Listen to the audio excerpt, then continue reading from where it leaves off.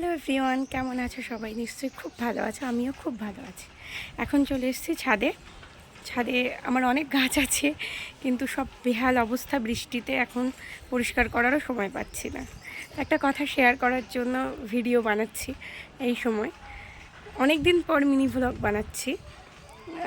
বিয়ের পরে জানো তো, একা একা থাকতাম যখন, বাড়ি থেকে বেরোতাম না, তখন খুব আফসোস হতো যে একা একা ভাল লাগছে না।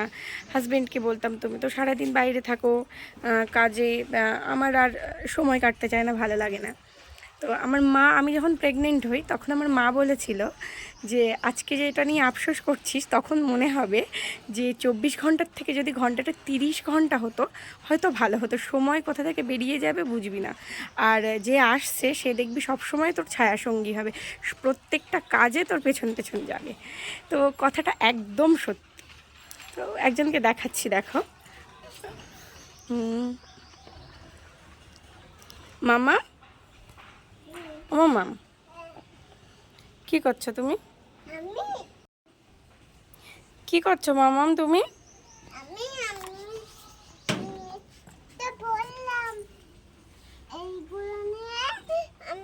এদিকে একটু তাকাও, তাকাও না মা, এদিকে তাকাও একটু, এদিকে তাকাও, আমার দিকে তাকাও, আমার দিকে তাকাও, ওইদিকে যাও। তোমার জামা মেলা হয়ে গেছে? জামা মেলা হয়ে গেছে?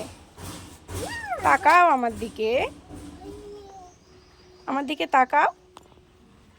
সে এখন প্রচণ্ড ব্যস্ত, তাকাতেও পারছে না, কথাও বলতে পারছে না। তো এতক্ষণ জামা প্যান্ট মেলছিল। মা যেটাই করবে তাকে করতে হবে, মায়ের থেকে সে বেশি ভালো বোঝে, বেশি ভালো করতে পারে কাজ। এখন মনোযোগ সহকারে পাথর ঢালা হচ্ছে জলে। আর আমি তো 3-4টে ঝুঁটি বেঁধে দিয়েছি, মাথার চুলগুলো সব উঠছে না, প্রচণ্ড গরম। ওই যে যাচ্ছে। কোথায় যাচ্ছ তুমি? কোথায় যাচ্ছ মা?